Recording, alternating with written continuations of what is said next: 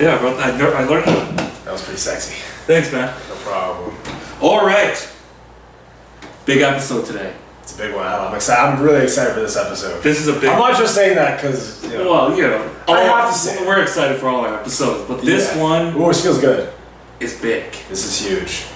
We got top 3 martial arts films. We've been talking about this one for a bit now, Mm-hmm. and this was really tough to do. Yeah, like we were talking about though. This wasn't as hard as I think comedy is going to be. Comedy's going to be almost impossible. It's going to take me a month to work on it. So, but this one we're going to do it the same way we did the other one. We're going to do top 3, and then 2 honorable mentions. So we'll spend time on the 3, and then the 2 honorable mentions. We'll kind of just mention them and whatever. Sweet. A little bit on them, and that's it. Yeah. First things first, though.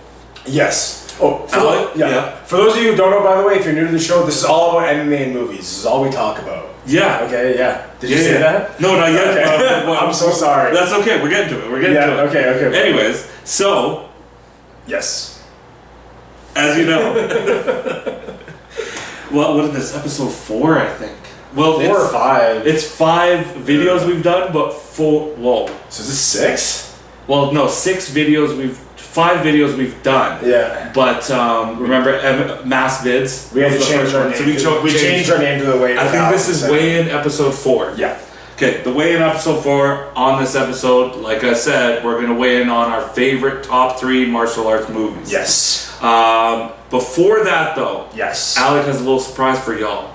Yeah, a little treat. Take it away. No, thanks, buddy. So, a couple days ago, me and a buddy of mine, we went to see the animated version.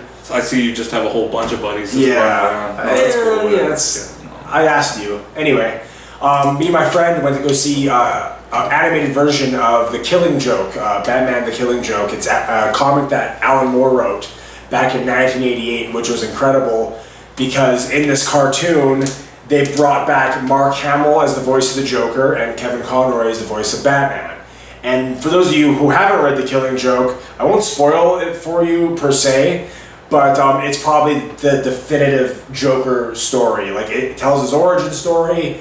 It is incredible. For those of you who don't know who Alan Moore is, he's one of the greatest comic book writers. Can I say something? Of all time. What's up? Just because, if I know a fact, I'm going to throw it out there. I know you know, but I want to tell them. Yeah. Some people might not know, which is weird. Believe me, who Mark Hamill is. Oh, yeah. Mark Hamill is Luke Skywalker. And I'll say this, in the video games he's done it, in like a lot of the animated shorts or animated movies he's done it. Yeah. He's the voice of Joker and he is incredible. Like, for me, it's the voice. Absolutely. Yeah, no, he's the definitive Joker voice, no question. And if you don't know who Mark Hamill is, punch yourself in the face. So anyway, it was a big deal because apparently Mark Hamill retired. He wanted to do the video game Arkham Asylum. That was going to be his last time. Because he knew it was so damn good. Yeah. And he was like, this is the last time I'm going to do it. But he said if I was ever going to come back, I was going to come back for The Killing Joke, the animated version. I tell you one thing about the movie, okay? The reviews for it aren't that good. I love the Killing Joke part of the movie. When they start telling Alan Moore's story, I mean, I've read the comic a few times. It's incredible. I love it. What happened, though, is... So, here's a little spoiler alert. The comic book isn't long, so they had to add some stuff. Yeah. If they just did the comic book, it would have been like 30, 35 minutes.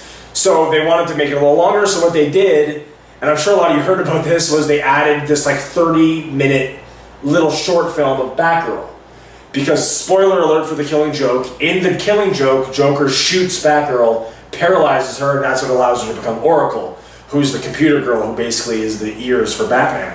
Okay, so I think they wanted to add a little bit more of her and make you feel it more when she gets shot in the stomach.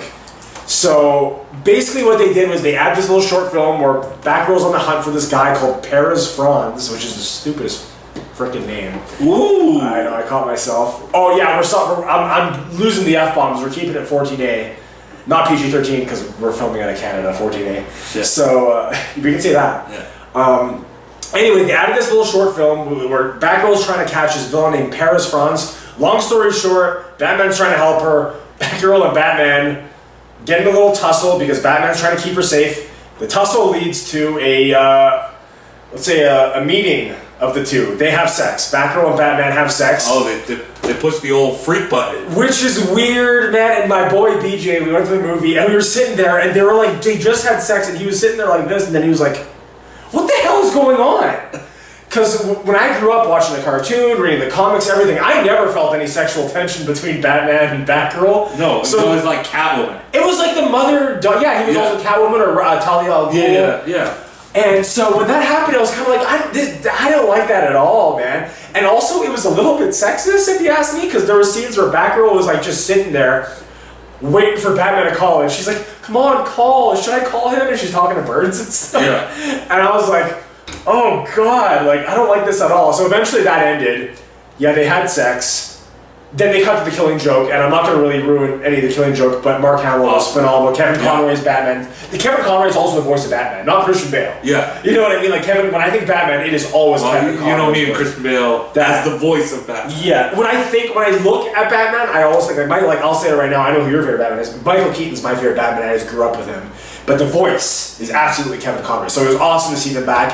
I highly recommend, it was only in theaters for like 1 day, so it's coming out pretty quick. On Blu-ray. I think it might already be out digitally, but on Blu-ray August 2nd. So go pick it up if you're already seeing on iTunes I think it's the promos are on there and all that stuff, the posters and whatever. That's right. So yeah, physical copy August 2nd, but it looks like on iTunes you can already buy the Killing Joke. So yeah. So I mean, if I was to give it a score out of 10, okay, hold on. Give 2 scores. 2 scores. Not including Batwoman scene. Yes. And the Killing Joke. Not including Batwoman scene. Killing Joke's one of my favorite Batman comics. Is up there with The Dark Knight Returns and the Red Hood. So I'll give it a 9.5 out of 10. The Killing Joke.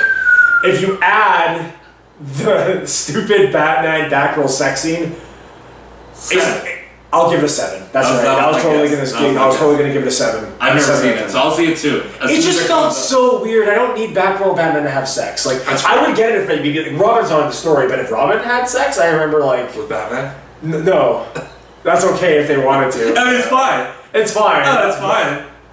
Yeah. That would have made more sense. It would have made more sense if Robin had sex with Batman than if Batgirl had sex with Batman. Yeah, sure, why not? So that's okay. So yeah, anyway, check out The Killing Joke. You won't regret it. You might not like the first part, but I promise The Killing Joke part is incredible. Okay, so that we're all good. I think if you're all good, we're gonna move on. Beautiful. So we're gonna move on once again to our top 3 martial arts films. Do you want to start off, or should I start off? Yeah, I'll start off. So we'll do it the same way we did last time. Yeah. I'll go through my third place and second place, and then you do the same. I'll do my first, and then honorable mentions. All right. Alrighty, take it away. Get my notes here.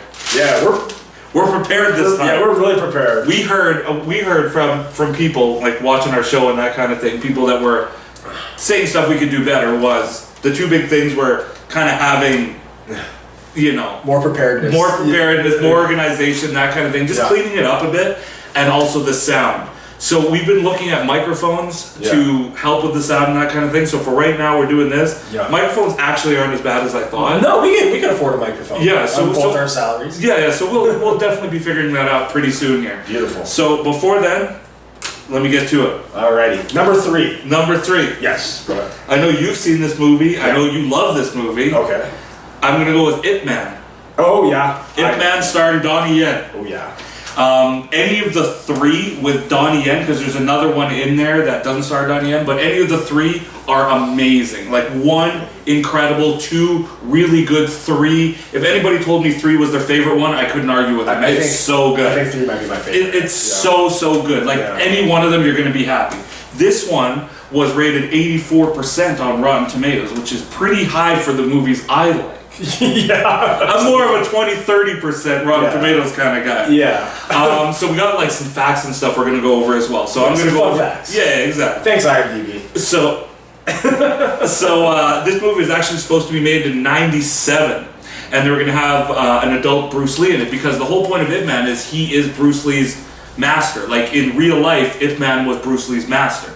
So this is kind of like a biopic. Obviously, some scenes are exaggerated, but like most of the stuff is pretty legit. This is Misu. Is it Misu? Sifu, not Misu. Yeah. Sifu. And that means master. And Bruce Lee was going to be played by Stephen Chow. Stephen Chow, you probably would have seen him in movies like Kung Fu Hustle. He's the main guy. Oh, yeah. And that kind of stuff. Kung Fu Hustle, that Shaolin Soccer, he was in that too. I like Shaolin. And then they scrapped the whole idea after one day. So you don't actually see Bruce Lee in this movie. But he makes an appearance later on, but we'll get into that later. And yeah, like I was saying, Ip Man is a biopic of Bruce Lee's master. So in this story, he's in Shanghai, and he's basically the top dog over there, the top teacher. He doesn't really teach anybody, but everybody knows he's the best. Spoiler alerts for all these movies we're going to see. Yes, of course. Spoiler Yeah. alerts, yeah. I don't know if this is going to really be a spoiler alert. Just in case something slips out. Yeah, so this basically what happens is he's the top dog around there. Everybody knows he's the best. He gets challenged by people, he beats them, whatever. And then this is during, I think it's 1937 when Japan starts occupying China and Shanghai and all that stuff. It's a history lesson too. Exactly. Yeah. Like it's pretty emotional, and it goes through a lot. Like he's so rich at the beginning, then he loses everything. He's basically on the streets. He has to come back up with his pride and fight up against the Japanese soldiers. Number 3 really got to me, by the way. Yeah, number 3 was so good, and there is so much going on in these movies. Yeah, it's not just punching stuff. The storyline is so good, and that's why these are high marks on Rotten Tomatoes. Yeah, I think the highest one was actually number 2. Oh wow! When I was looking, so like any one of the Ip Mans, check them out. They're freaking insane. The fighting is so good, and 99% of it is Donnie Yen. Like it's just like those things. Like if you see him fighting, it's him. If you see him doing a crazy flip, it's probably not him. But all that kind of stuff. There's nothing crazy in it. Everything is to the point. Anyways, number 2, Wheels on Meals. I love that movie. Wheels on Meals. It is a Jackie Chan movie.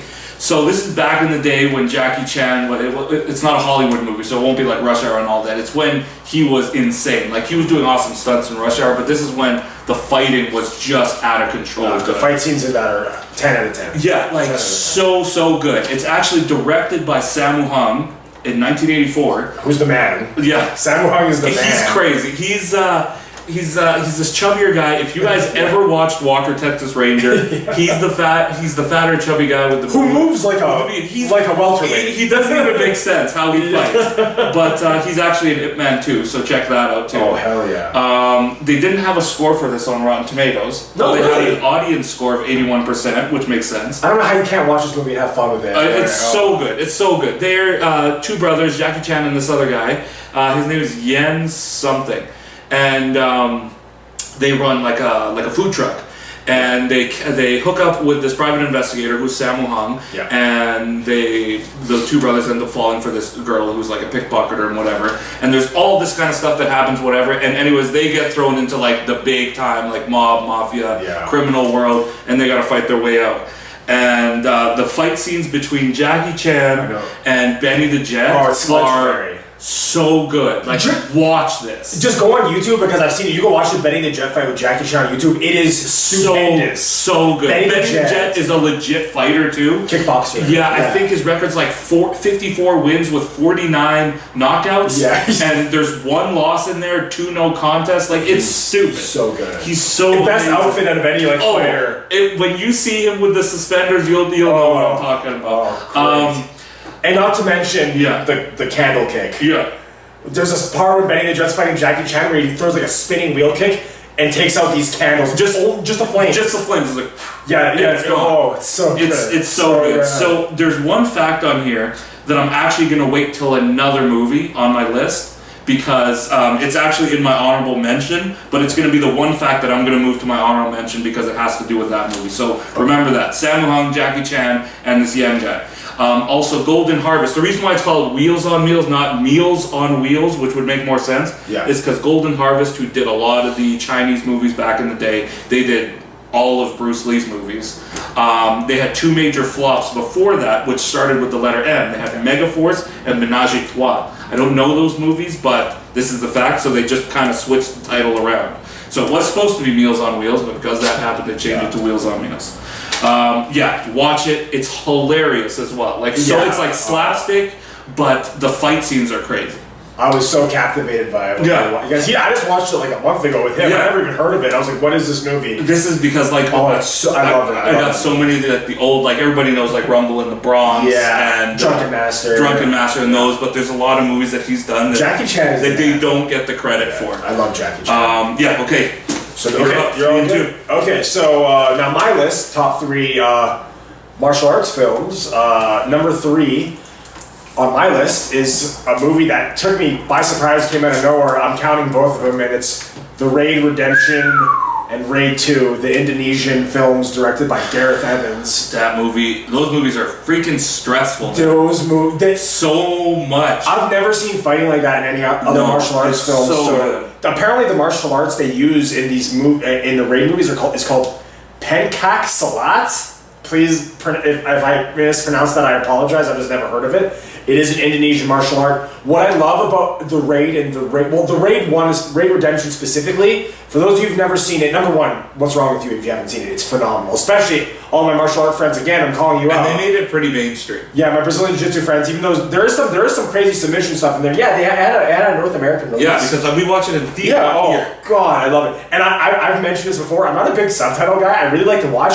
The subtitles don't even matter at all. Just watch the incredible fighting, and you can pick up the story, especially in Raid Redemption. I just want to say something. Just not number 2. Just on the subtitle thing. Yeah. For me, growing up, because I watched kung fu movies all the time. Yeah. I could never handle it when the movies were dubbed. I hated it. You never even watch it. Don't even watch it because it takes away everything. Like I remember me and my dad used to always watch Bruce Lee movies. Yeah. A lot of them were dubbed, but then I started changing it to the Cantonese versions with Cantonese and Mandarin versions with the subtitles because it would be so like over the top that everything would just be funny, no matter how serious. I will watch subtitles over dubbing. Never even watch dubbing. It's absolutely stupid. Yeah. Anyway, so the Raid Redemption is essentially about this guy. He's an officer with a SWAT team, and they go to this building where there's a bunch of drug dealers in there, and they're gonna go shut them down. Needless to say, it doesn't go well for them. And it turns to a freaking massacre. They basically got to go through an entire apartment building, and that's basically the plot. Yes. I won't go too far into it, but I have to talk about a couple scenes. And the guy that I have to mention, who's become one of my favorite action stars ever, just with these 2 roles. He played 2 roles in both movies as different characters. In The Raid Redemption, he played the character Mad Dog, and in number 2, he played a guy named Pracasso, and he was like this homeless dude with a beard. This guy is 5'2", the craziest man in the world, and he's the most badass guy under 5'5" on the planet. He's shorter than Mighty Mouse Johnson, Demetrius Johnson, and I think he'd beat him in a fight. When they have him and he's fighting 2 people, I'm not gonna say who they are, but he's fighting 2 people. It's the most insane thing because he's legitimately beating them. Like it's not like he's just stronger than them, whatever. It's like you see these guys putting everything they have into it, and he is whooping ass, and it's the filthiest fight ever. He is just so lightning fast. This guy looks like a kung fu master. Once again, he's apparently a martial arts instructor, and he used to do like martial art like shows and stuff in real life. His real name is Yayan Ruian. I'm butchering it probably. I really do apologize. He also did one thing that makes me mad is the Raid 1 and Raid 2. Raid 2 is by the way, the Rotten Tomato score is the Raid Redemption 85, 79 for Raid 2. I personally like the Raid 1 more. Yeah. Just because it's so simple. The Raid 2, I actually got lost in it. Yeah, it was all over the place. Because the Raid 1's all about this building, and they got to go to this building and just find. It's super simple. Yeah. I love that. That's one thing I love about action movies and martial arts. But just give it to me straight. Let me see some badass fighting. Yeah. Raid 2, they open the world up, and he gets more into the mob, the main character, and you're like, I kind of got lost. I had to watch it a couple times to fully get it. You should tell them. Mad Dog and the main guy from Raid, they're in another movie. So I was just going to get to that actually. So Star Wars: The Force Awakens. I haven't seen your notes. There was news when The Force Awakens was getting made, Star Wars: The Force Awakens Episode 7, that they were going to use the Raid cast. And I was like, holy crap, they're going to use the Raid cast. And the word on the street was there were going to be these characters called the Knights of Ren, who are Kylo Ren's, who's the main bad guy in Force Awakens if you haven't seen it. Once again, if you haven't, I don't know what's wrong with you.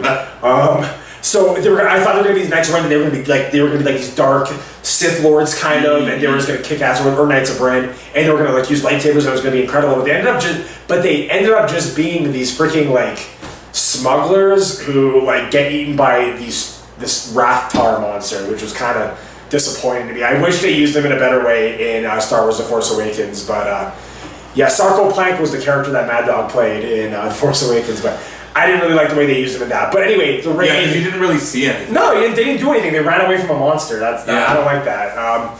So anyway, the Raid 1, Raid 2, just watch them both as soon as possible if you are a martial arts fan at all. It is incredible. The fight scenes are fantastic. 10 out of 10. So, Number 2. Oh, here's a fun little fact too.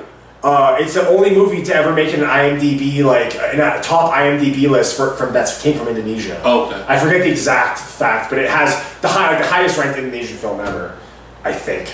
Don't quote me on that. Okay, so number 2. This movie is so close to me personally. I grew up with it. It's one of the first VHSs I ever owned.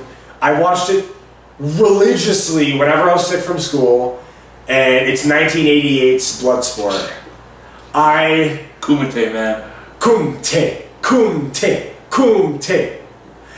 That's a song in it. It really is. Those are the lyrics. Bloodsport, Jean-Claude Van Damme's epic martial arts masterpiece, Bloodsport. It really is. It's incredible. For those of you who are, once again, we mentioned this is an MMA and movie show. There's a line in Bloodsport where Frank Dukes, played by Jean-Claude Van Damme, mentions that his master told him never to use only one style. Yeah. Don't believe in one style. Learn it all. It all works. You just got to use it properly, right? So that sounds like MMA to me. Yeah. You know what I mean? So that's what was so cool about it. And I loved the different styles. For those of you who don't know the movie, I'll make it really quick. This guy named Frank. It's pretty simple. It's really simple. This guy named Frank Dukes gets trained by his master, and he wants to go to this tournament called the Kumite, which is this underground, brutal fight tournament, very much like UFC 1. Senzo Tanaka. Yes, Senzo Tanaka is his master. Is it Sadoshi? Yeah. I love this movie for the lines in it. Me and this guy religiously use the lines. Here's one of my favorites right now. There's a line where Frank Dukes meets this guy by the name of Ray Jackson, who, from my understanding, has absolutely no martial arts experience whatsoever, to the guy that played Ogre. He's so shitty. I love it. Ray Jackson is one of my favorite characters in the history of film. I love Ray Jackson. Ray Jackson's playing this video game. Frank Dukes comes in, and Ray Jackson's like, "Oh, you want to play the video game?" And Frank Dukes wipes the floor with him in the video game, and Ray Jackson goes, "Aren't you a little young for?" Because Ray Jackson finds out that Frank Dukes will be fighting the Kumite, and then Ray Jackson goes, "Aren't you a little young for full contact?" And then then Frank Dukes says, "Aren't you a little, aren't you a little old for video games?" I love the movie so much. What's great too is in the movie, the tournament, every single fighter has their own style. So you'll see my favorite fighter in the tournament, other than Ray Jackson, who once again, I saw a list that listed him as Val Trudeau fighting, but he's just a savage. Yeah. Is a guy who plays Paco, the Muay Thai fighter, who's apparently a real life Muay Thai champion. He's so cool. Who was the bad guy in Kickboxer? Is that right? No. Paco wasn't the kickboxer? No. Which one was Paco? Paco's the kickboxer guy. The guy that's going around crazy like this. Tung Po from Kickboxer is in Bloodsport. He's the guy you'll see him fighting. He's fighting in that crowd of people, and there's just there's a fire. It's kind of like outside. I think he's the guy who gets his leg busted by Chun-Li. Yeah. So anyway, there's a scene where Frank Dukes fights this Muay Thai kickboxer, and they just kick each other in the ribs 1,000 times each. He's like, come on! And they're just kicking each other like, come on! If that doesn't make you want to go work out, I don't know. So jacked every time. Every time I see the kick to the stomach scene, it's incredible. Not to mention Forrest Whitaker's in it. Which is just throws you off. It's kind of like, what is Forrest Whitaker doing in this incredible movie? By the way, I don't know if I mentioned the score on this Bloodsport is for Rotten Tomato score is 33%. Double finger right there, blur it out. That's ridiculous. This movie is fantastic. If you ask any of my friends who fight or do jiu-jitsu or anything, they all love Bloodsport. That's one of those movies that you got to see the audience score on. Check the audience score. So, also, here's a fun fact. Jean-Claude Van Damme in the movie does his patented splits 7 times. 75% audience score. Audience score 75%. I think that, I still think I should be in the low 90s. Yeah. So here's a fun fact. Jean-Claude Van Damme does this split 7 times in the movie. And here's a really cool fact, because my favorite, I love the video game Mortal Kombat. I mean, I'm sure a lot of you can pick up on this. Johnny Cage is based off Frank Dukes, Jean-Claude Van Damme's character in Bloodsport. So there's an awesome fun fact for you. I mean, obviously the splits. The sumo wrestler fight, when he fights a sumo wrestler? Love it. Watch Bloodsport. If you haven't, you're insane. I love Bloodsport. Number 2, I don't care what you think. Yeah. And I will keep this in mind too, like I'll mention this, Sammer is the most educated martial arts films guy, like he has a PhD in martial arts films. I'm fairly new to it, so these are kind of movies that this means something to me, not just because of the fighting, even though the fighting in Bloodsport is fantastic as well. So that's my number 2, so you want to go to your number 1 now? I will gladly go to my number 1. I'm excited because I don't know what it's going to be. Number 1. With a 92% on Rotten Tomatoes. Give it to me, what is it, boy? 1972. I know what it is. The Chinese Connection. Oh, okay. The Chinese Connection, also known as Fist of Fury. Yes. Fist with no S at the end, because Fists of Fury is a different movie, which was originally... Okay, so what happened was, the movie before this was called The Big Boss. And in America, they called it Fists of Fury. Take us to class, Sarah. I want to know. I'm Fists of Fury. So this movie was called Fist of Fury, and in America they didn't want people to get confused with it, so they changed it to The Chinese Connection, which is obviously a play on French Connection with Gene Hackman, whatever. But incredible. This is my favorite Bruce Lee movie. A lot of people have Enter the Dragon as their. I thought it was going to be Enter the Dragon. This one is my number. This is the one I grew up with. This is my favorite one. Basically what happens is, his name is Chen. This character is played in a lot of different roles. I think there's a movie, I think it's called Fist of Legend, and it's with Jet Li. Oh, Jet Li, sorry. And I think it's called Fist of Legend. I'm going to type that in really quick here, and basically Jet Li plays the same character. Here's a fun fact. I've actually never seen I've never seen the movie. I've never seen Chinese Connection. I'll show it to you. It is like unreal. Yeah, I believe it. I haven't seen a lot of Bruce Lee films. Period. I'm bad for that, man. I claim to be a movie buff. I saw them when I was really, really small. I just don't remember them. I know I've seen Enter the Dragon when I was young and stuff like that. So. No, it's so good. It is Fist of Legend. So it's Fist of Legend with Jet Li. He plays the same character. It continues off of this. I'm not going to tell you what the ending is, but it continues off of it, basically. Like, he is actually playing the same character. And also, it's played by Donnie Yen as well in Legend of the Fist. That's the one I thought you meant. That's why I said Donnie Yen. Yeah. Is that where he wears the mask? Yeah. He wears the Kato. That's the movie where he wears the Kato mask. Yeah, he wears a Kato mask, paying homage to the Green Hornet, which was starred in Bruce Lee. This has nothing to do with the Green Hornet, but they thought it would be fun for him to wear that. But that's a different movie, Legend of the Fist. Fun fact: wasn't Kato the name of the Japanese in Japan for the Green Hornet? I'm pretty sure they called it Kato. I'm not sure. Yeah, I'm pretty sure. You can fact check that, but I'm pretty sure. Love Kato. One thing I was going to say about this is in this one, basically, he comes back because his Sifu is dead, was killed. Well, they said he died of natural causes. He doesn't believe it, so they find out that shit was going down. Shit wasn't great, and basically, it's the Chinese school against the Japanese school. This is during the same time period as the Chinese occupation. So like, it's just racist as hell in that movie. You see some of the weird, like some of the craziest stuff. Like, I had no idea. I mean, growing up, I had no idea. Like, I'm not gonna say. I mean, now, obviously, I know better, but when you're young, you don't really know the difference between Japanese, Chinese, Korean. You don't understand that difference, right? Because I was young, I was a kid. So I never understood why they were getting treated so bad. And when you see what was going on, insane. It's so crazy. And this is a legend. This is actually said to be a true story, this movie. So anyway, so they got the two schools, the Japanese and the Chinese schools. The Japanese are the big bullies that are trying to beat him down, and then Bruce Lee comes back because his teacher died. He's investigating everything, and then he has to go between the schools, and it is insane. Such good fighting. He choreographs all of his own fights. Jackie Chan was in this movie. Okay. As a stunt double. Sweet. Is he the one that gets knocked out or something? Does he get his ass kicked?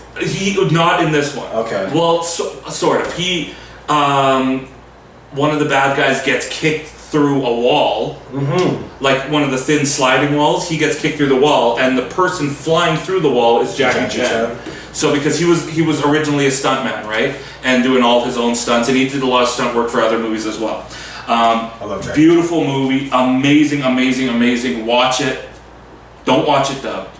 Don't you watch it dubbed? Yeah, don't never watch any movie dubbed. I mean, like, why in God's name would you do that? It's so stupid. You can't take it seriously in any way. I watched a movie called it's an amazing horror vampire film called Let the Right One In. Yeah. Dubbed. Yeah. And it was god awful. I turned it off after like 5 minutes. Especially a movie like that has to be scary or whatever. Which is scary and dramatic, and oh my god, it takes away everything. Takes you right out of it. Right out of it. You laugh. So Chinese Connection, honestly, one of his best. It's so good.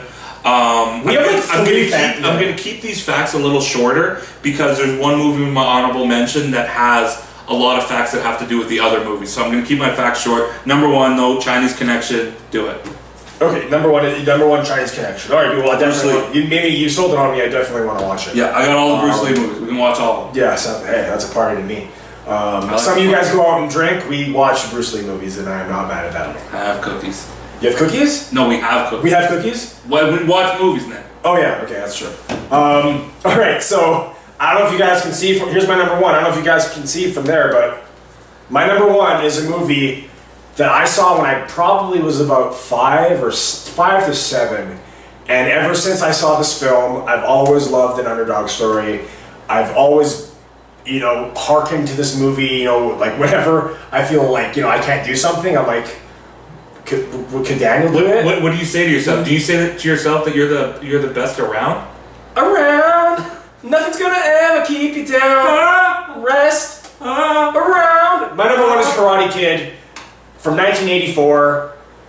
I mean, if you don't know the Karate Kid, you're pretty dumb.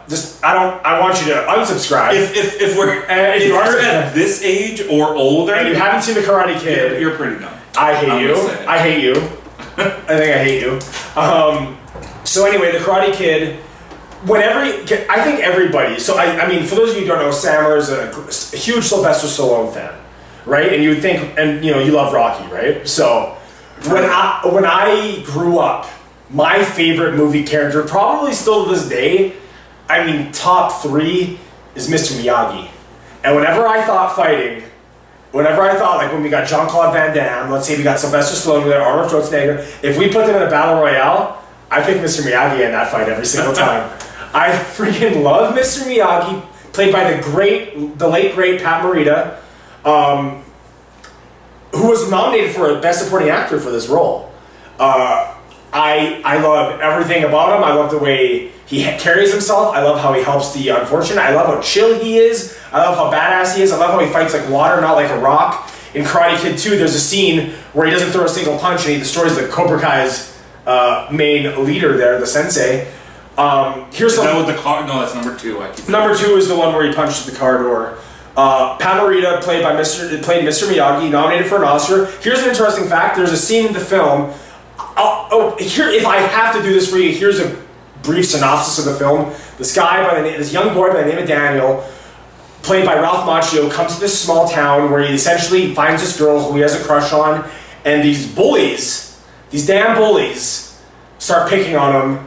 This one boy by the name of Johnny Lawrence, the main antagonist, picks on him because, Daniel's kind of going after his girl. Yeah. Which, come on, Daniel, you should know better than that. Come on, Daniel. But, Daniel decides, like, I gotta start fighting back, because all these guys know karate. They train at this dojo called the Cobra Kai, which, I'm sorry if this is, like, repetitive and you know this story, but I'm saying it anyway for those of you who don't, the few of you who don't. And Daniel goes to the Cobra Kai, he realizes they all train there, he needs a master, so, like, because he's, like, janitor, essentially, Mr. Miyagi starts talking to him, notices that he's training, and basically Mr. Miyagi saves him from an ass beating one day, and Mr. Miyagi decides, I'm going to train you, and I'm going to get you ready for this karate tournament, and you're going to win. And one thing that Mr. Miyagi makes really clear: it doesn't matter if you win or lose, as long as you give it your all. That's the one thing. So he trains him. Basically, Daniel goes into this tournament. I won't get too much into it after that. So watch it. Here's a funny fact about it. Ralph Macchio, who's supposed to be like 16 in the film, in real life he was 22 when this film was started. Which means when Karate Kid 3 came out, he was like 27 years old. And he was supposed to be like, I don't know, 19 in that film or something like that. Because number 2 takes place like immediately after. You look at Ralph Macchio now, he looks basically the same. He looks probably 14 years old. Ageless. Yeah, he's incredible. So here's another fact. So the famous crane technique that Daniel uses at the end of the movie, which let me just say, when I saw this film, when I was watching the tournament, I believed that Daniel wasn't going to win.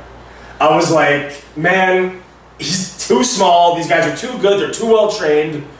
What could have Mr. Miyagi showed him, you know? What could he have showed him to be enough to win this tournament? And Daniel makes the final after getting his knee reaped. Well, swept. He gets his knee swept. Was it sweep the knee? Yeah, sweep the knee. Yeah, when that happens, he comes back, he fights Johnny in the final.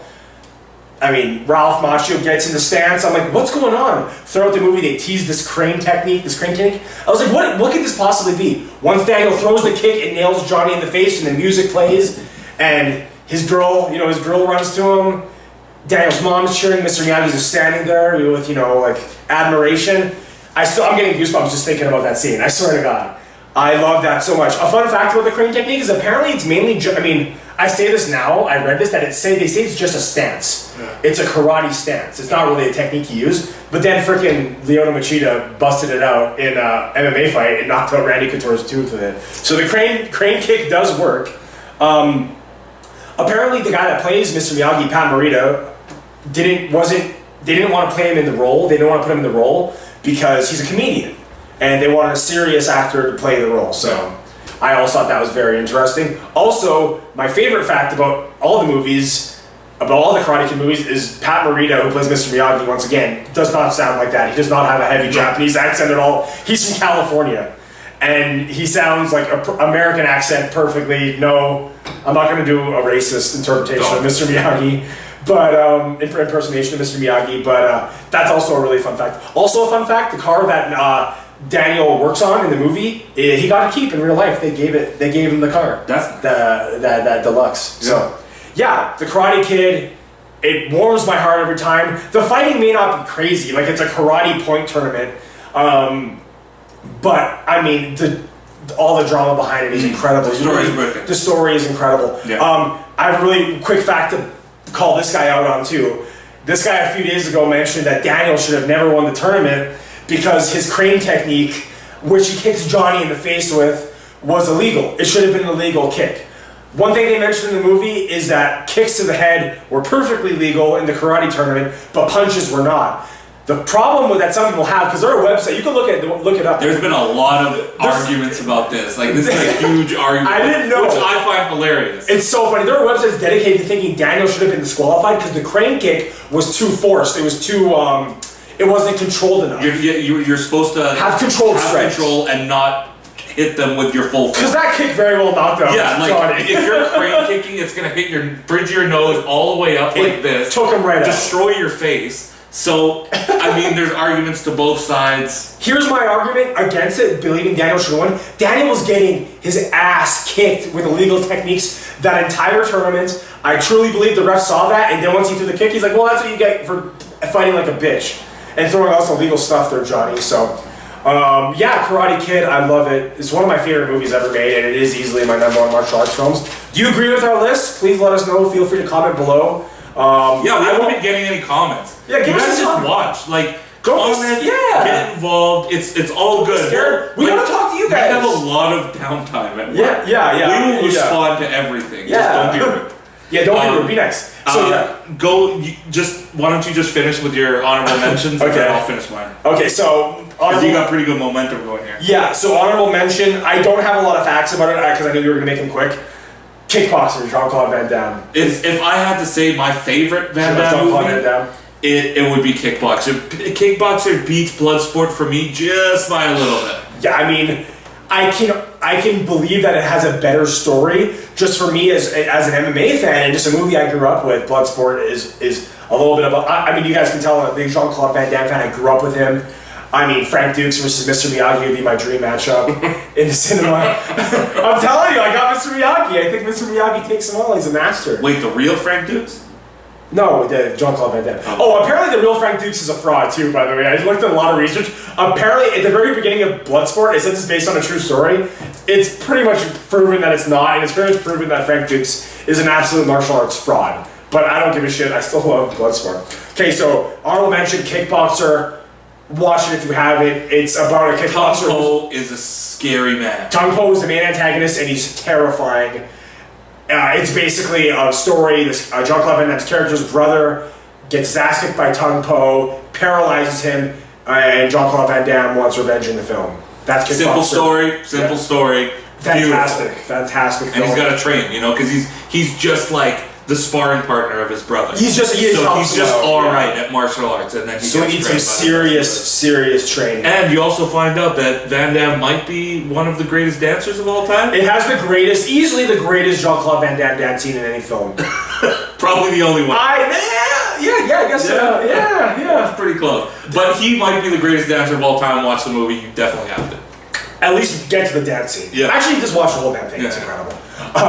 My second honorable mention, and it's going to be controversial, but it has the greatest song in the history of film in it, and it's once again, most of these movies are nostalgic for me. I'm not claiming they're incredible movies. If you want to attack them, okay, I don't care. Yeah, because if you pick any Van Damme movies, it's going to be a low Rotten Tomato rating, but they're amazing movies, so forget about it. So my second honorable mention, Mortal Kombat. Come on. I love Mortal Kombat. I love the video game.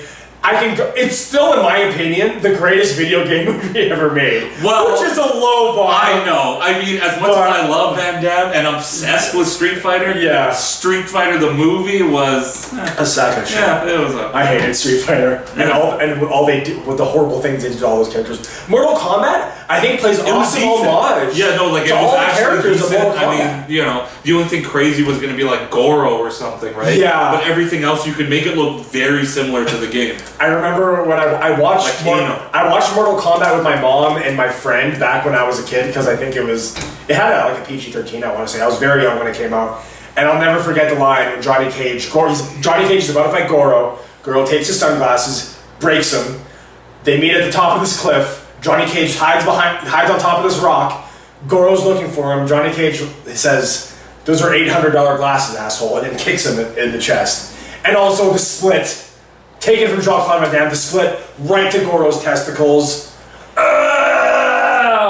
Gives enough time for Johnny Cage to flee. Yeah. I absolutely love Mortal Kombat. Honorable mention. Agree or disagree, I don't care. I love Mortal Kombat. It's an awesome movie. And the greatest song in the history of any movie. If you don't get jacked up when you hear the Mortal Kombat theme song, you pretty much have no. You gotta check your pulse. Yeah. Also, I'm pretty sure the Mortal Kombat theme song is just a Jock Jam song. I'm pretty sure that's what it is. Okay. What are your honorable mentions? The one that barely, the lower out of the two would be Drunken Master with Jackie Chan. I love Drunken Master. The year 1978, and 77% on Rotten Tomatoes. Respectable. It's a very good movie. Like I said, this is back in the day when Jackie Chan was just insane fighting. Like, these are such amazing fight scenes. You need to watch it. I'm not going to go too much into Drunken Master because I'm going to spend a bit more time on my other one. Okay, yeah. That was so close to making the top 3. It's Enter the Dragon. Hell yeah. Enter the Dragon, 1973, 95% on Rotten Tomatoes. Not surprised at all. Some fun facts about this one. I'm going to breeze through them, but there are some facts that need to be said. This is the only movie that was made through Hollywood. Still, Golden Harvest worked on all of them, but this one was mainly Hollywood. You look at the director, and Bill Saxon is in it. Mm-hmm. So you see a lot of people that you recognize. Chung Lee's in it. Well, his name is Bolo Young. Chung Lee from... Who also hasn't aged ever. No, he has... In Bloodsport, he's 75. He has the greatest pecs of all time. They're huge. They're mesmerizing, his pecs. I would say so. So he was in Bloodsport, but people who would have known and been more into martial arts would have known that he was in this because he's a very big character in actually Enter the Dragon. Yeah. He's the main antagonist, isn't he? Is he no, he's like the main henchman. The right hand man. Right on. So weird story about this. As you may or may not know, Bruce Lee. What they say is Bruce Lee died during the filming of Game of Death. Yes. With Kareem Abdul-Jabbar. Yes. So what happened was I love that fight scene. They filmed about 3/4, maybe half of that movie. Okay. And then he left during production to do Return of the Dragon. Okay. Or sorry, Enter the Dragon. Sorry. Enter the Dragon. Return of the Dragon is a different thing altogether. Yeah. But he left to do Enter the Dragon. Okay. Finished that. Died in between the end of Enter the Dragon and finishing Game of Death. Okay, that's when he died. And so you'll see in the scenes in Game of Death, you'll see a lot of scenes Bruce Lee, no problem, and then you'll see a lot of stand-ins that you can tell is not Bruce Lee, and there's a couple scenes where, I don't know how they did it, they cut Bruce Lee's face onto the body while he's wearing a towel. It's kind of weird. But awesome movie, amazing movie. All 3 guys from Wheels on Meals are in this movie. Okay. In the opening scene, you see Bruce Lee sparring, and he is fighting Sammo Hung. Okay. Jackie Chan is in a couple scenes in this movie. He's just like side people, like henchmen and all this. Basically, somebody who's getting hit in the face. Okay. And the Yen guy, same kind of thing. He's one of the henchmen. So all 3 of them are in the movie. So they used to, move around a lot. And if Bruce Lee was alive longer, they all would have kind of been in the same rotation, like they are now. Same kind of thing. Like in all the Van Damme movies. Yeah. They use a lot of the same people. Dudes, the guy who plays Tung Po is in Lionheart as well. He's another great movie, Lionheart. Of course. Which is essentially Bloodsport. But in a pool. And his brother is the bad guy from Lionheart. That's right. Yeah. So like things like that, and it's just so amazing. I think we would have been killed if neither of us put Enter the Dragon in our martial arts films. You got to, Bruce Lee has to be on there. Like he is greatness. He's the greatest ever. So he's the one that kind of brought it, I guess, mainstream, if you want to say it. But often imitated, never duplicated, son. 1-inch punch. And then I think it's called a 7-inch punch. What's Bruce Lee's favorite drink? What? Huh? That's pretty funny. You know what would have been good if we just ended it right there. And that's it. I was hoping to end with a Dinbach on the computer, but I'm not going to break it. For those of you who don't know what a Dinbach is, watch Bloodsport. It's a death touch. Death touch. Yeah. When they say it in the movie, it's death touch. So yeah, there's your honorable mentions. Beautiful. You're all good, buddy? I'm good. You're good? Yeah. All right, guys. So that was our top 3 lists of our favorite martial arts films ever made. This took a lot of time and planning, so thanks for watching. Do us a favor, please like and subscribe if you haven't. Share, comment. For all the kind words. Some people have been messaging me and stuff like that. I really appreciate it. You guys have been so nice, and thank you so much again for supporting our YouTube adventure. This means a whole heck of a lot. So for our next episode, are we going to be previewing Robbie Lawler? I think we're going to do the Robbie Lawler stuff. So Robbie Lawler's fighting Tyron Woodley very soon here. I believe August 5th, I want to say. Yeah. Is it August 5th? Whatever Saturday. It has to be. No, isn't it this Saturday? It's this Saturday. Yeah, August 5th is next week. August 5th is next week. So then it's... Damn it. It's this Saturday. This Saturday, we're going to be talking about that card. There's some awesome fights on there. Pat Barry's girlfriend, Rose, is on that card. She's a badass. And unfortunately, if she wins, she'll probably get a title shot against Joanna, where she will get severely murked. Because Joanna Jędrzejczyk is psychotically good. So Polish destroyer. And so what we're going to do is we're going to do that, and then we're going to also start getting into MMA stuff. So yes, the same kind of list format for a little bit. We're going to do like best fighters, best knockouts. Our favorite fighters, best knockouts, best submissions, best comebacks. I mean, we'll work on it, and we'll take a little bit breather from the movies and that kind of stuff. Yeah. We might throw them in here and there if we're feeling it. Yeah. But yeah, the next movie one we're probably going to do, besides the Suicide Squad review, is probably best comedies, and that's going to take us a long time. And for that one, we will be doing top 5 comedies. We can't. Yeah. I can't just leave some of these. That video it's probably going to be long. That video might be 3 hours. I don't know. I mean, I can talk about my favorite comedies forever. So, So yeah, next definitely the Robbie Lawler call we'll be talking about. We'll definitely be doing a preview for Suicide Squad. I am so excited for that movie. Please be good. Please be good. And then so those are the plans. So I was just gonna do a line from Bloodsport. Well, go ahead. Please do a line from Bloodsport. Okay, USA. Okay, USA. What's my favorite line from Bloodsport? When Ray Jackson wants to do the Dinmac, and then so there's these, what a Dinmac is a death touch. So they ask Jean-Claude Van Damme to do this Dinmac where you choose a brick and he'll smash it, and whatever brick they choose, he has to hit that brick, not harming any of the other bricks. Ray Jackson wants to do the Dinmac, and he just smashes the first brick, and then he goes, look. Then Ray Jackson goes, look, not a scratch on it. And then the guy goes, not Dinmac. And then Ray Jackson goes, neither is this. And he smashes a brick with his head. Then Jean-Claude Van Damme. For you. He says, for you. And Jean-Claude Van Damme goes, wow, I hope we don't butt heads. That's my favorite freaking line.